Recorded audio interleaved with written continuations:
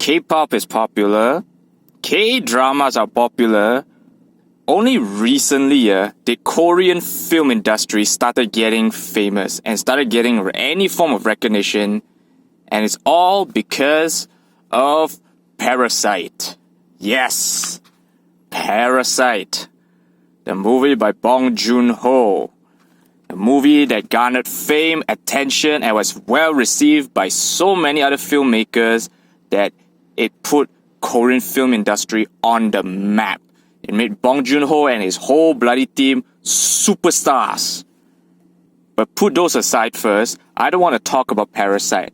I want to talk about Bong Joon-ho's second movie called Memories of Murder.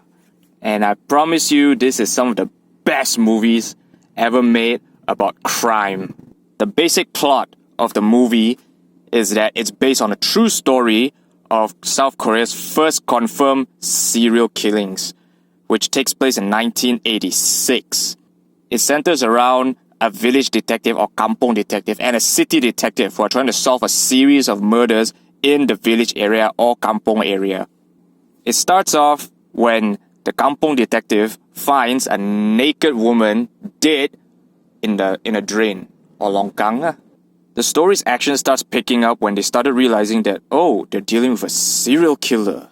And I understand that is a very, it's a very generic plot for many movies, but I want to talk about the points that makes this movie wonderful.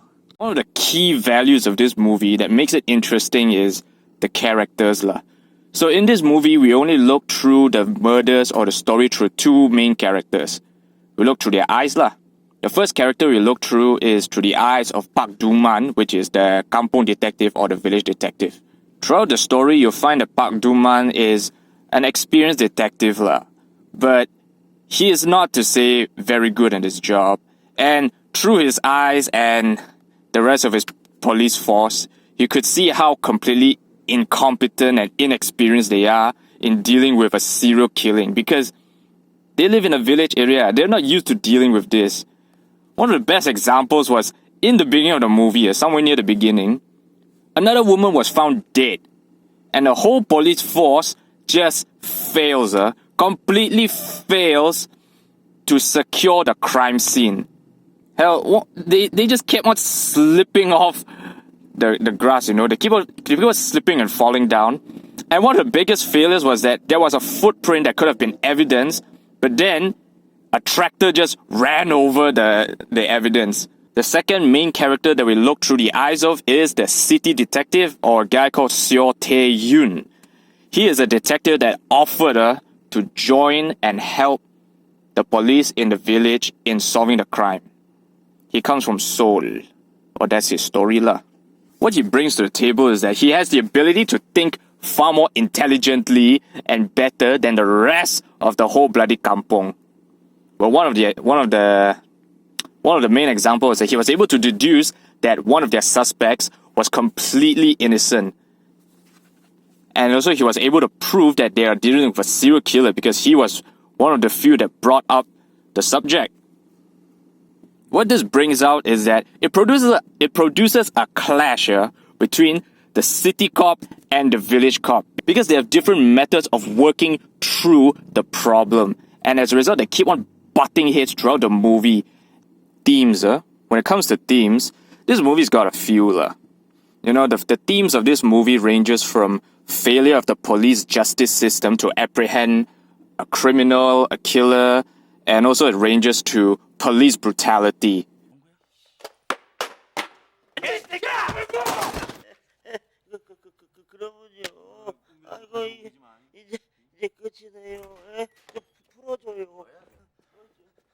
But the main driving force of the film's theme isn't clear at the beginning, but it becomes much more evident till the ending.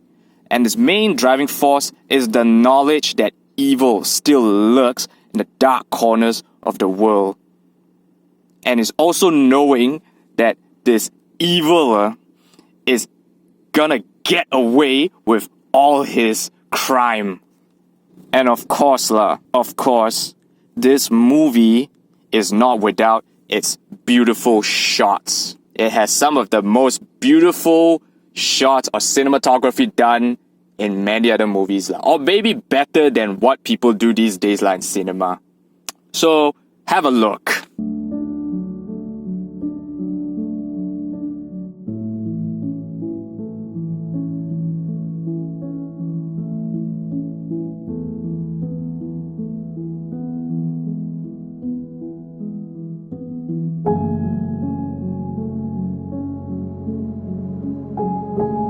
A good cinematographer doesn't just take a nice shot or a good scene just because to look nice. It's there to add depth and add the tone, mood, and also possibly increase any form of intensity there is to the movie. And these scenes perfectly showcase those things.